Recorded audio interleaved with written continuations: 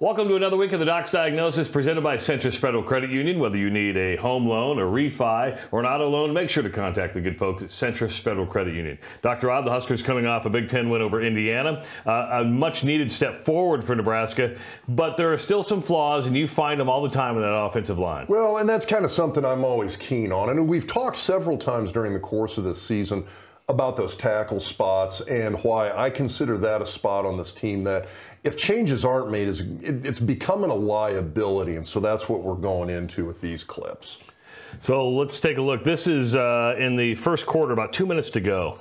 And if you look here, I'm going to have you pause it right here. So kind of the things that I want people to really key in on is that you're going to have a stunt here on the defensive line. It's kind of a basic end tackle stunt right here. You got Corcoran at left tackle, and I think it's Ethan Piper right here at left guard. And I actually thought Piper does a pretty good job of picking this up.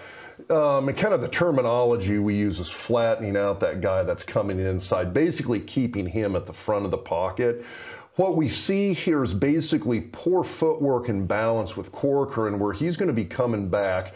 He's essentially going to try to catch this the defensive tackle as he comes into him. Hands are low. The defensive tackle is going to get his hands into Corcoran's chest, push him backwards into Casey Thompson, and you're going to see a pretty good sack on this play because of that. And so right here, Corcoran does an okay job passing. Piper picks it up, and right there, here is where you see right there, Corcoran's off balance, feet are flat. He could have saved himself on this play essentially by getting an aggressive punch with his hands on the defensive lineman and flattening him out. Now the rest of the pocket right here, Piper's doing a good job. Bando kind of gets caught up in the middle. I think Trent Hickson right now is probably Nebraska's best offensive lineman, does a good job of clearing out the middle of the pocket here. He's basically just turning this into a drive block and shoving two guys to the outside. They run a blitz here at the top of the screen as well, and Ben Hart kind of gets off late. Again, doesn't maintain his base, doesn't maintain any aggressiveness either, and so you do see this guy coming in and getting a hit on Casey as well. But the big thing that I want people to point out, that I want people to look at, is just that there's that lack of ability of Corcoran here to maintain his ground. He goes down, and you get two guys coming into Casey. That's a pretty big hit on your quarterback. Those are adding up at this point, and that's why I keep telling people these tackle spots are becoming a bit of a liability. Now, so this is later in the game. So this is the sack in the end zone.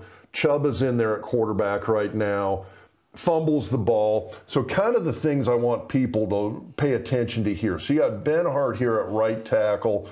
And again, you've got a very basic stunt coming on here. So they do bring the end inside. You're going to see two blitzers here. So they come with an outside blitz. Now, the thing is Nebraska's got the manpower to pick it up. You got Anthony Grant here in the backfield. Ben Hart still here on the outside. This guy comes in, kind of gets caught in the wash here in the center of the line. And the center of the line does a decent job picking it up. But what I want you to really key on is that at the point of attack here, at the point of the blitz, Ben Hart needs to pick a guy, stick with that guy. Now, usually you're going to be taught to pick one or the other. Pick the outside guy, stay with the outside guy. Pick the inside guy, stay with the inside guy. Let the back make the adjustment because he's got a little more room right here in which to read that blitz. But the play itself will usually determine who the offensive tackle is going to take. And so he needs to decide which of these guys he's going to lock on to and stay on. My suspicion is that Ben Hart's supposed to take the outside guy because he kind of wavers on the inside guy, comes out late, gets neither guy, leaves Grant on an island here where Grant kind of partially picks Ben Hart off. Ben Hart kind of picks Grant off. And you have two blockers with two blitzers, and nobody blocks either of them. And so right here, again, you're seeing Grant's kind of confused because he didn't know who Ben Hart was going to get. Ben Hart didn't get anybody. and you've got two bodies on Chubb, a Purdy here driving him into the turf in the end zone, and it results in a touchdown for Nebraska. And that's kind of why I keep going back to these hits on the quarterback from the tackles. You're giving up plays, you're giving up points, you're giving up damage to your quarterback here. Now, this is a little bit later in the game, and I've been a little reluctant up to this point to put much blame on the coaching staff. And the reason is this play. It's because you see one of these blitzes again, one of these stunts later in the game, and the guys pick it up. It's different guys, though. So now you got Hunter Anthony here at right tackle, rather. And he's a guy that I've kind of been waiting to see get into a game because I wanted to see how he does.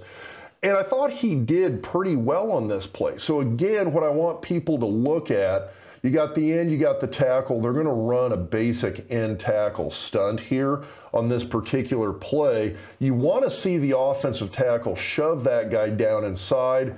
You want the guard to pick up that defensive end. And once you get this defensive end flattened out and in a good enough position for the guard to pick him up, you're going to come back out and pick up the defensive tackle as he comes around. And you see that on this play. They do a nice job of it. So it's not like these guys don't know what they're supposed to do. This is essentially textbook how you're going to pick up that particular block, and it results in a catch for a first down on the play. So what I hear you saying, Dr. Rob, is that personnel has a big thing to do with it. In this setting, it does. And I understand the fact that you got guys like Ben Hart and Corcoran that have way more experience with the other guys on this team. They've been here longer, maybe a little bit better understanding of the system, but that doesn't change the fact that there's some of these big plays where you're giving up some huge hits on the quarterback and you're literally allowing the defense to score points against you. That is the point that they become a liability, and you need to start thinking about making a permanent personnel change. Even if the guys you're moving into that spot, so they may not be the best guys on the team with the greatest understanding, if you can remove that liability aspect, that might be what you have to do in terms of this offense progressing. You might notice that Dr. Rob and I are wearing our Sorry Dave t-shirts. If you want your Sorry Dave shirt, click the link in the description below. We'll see you tomorrow on the Doc's Diagnosis, presented by Centris Federal Credit Union. There's a future you can bank on waiting for you at Centris Federal Credit Union. Are you looking for a new career that provides you with education, mentorship, and a pathway for growth? Well, consider joining the Centris Federal Credit Union team, where the employees are their most valuable asset. For entry-level tellers and contact center representatives, Centris offers opportunities for 2 financial bonuses and a promotion. The team at Centris strives to motivate and develop their employees to reach their full potential and help them achieve their career goals. Visit centrisfcu.org/careers to check out their current career opportunities and apply today. Federally insured by NCUA, equal opportunity, and affirmative action employer.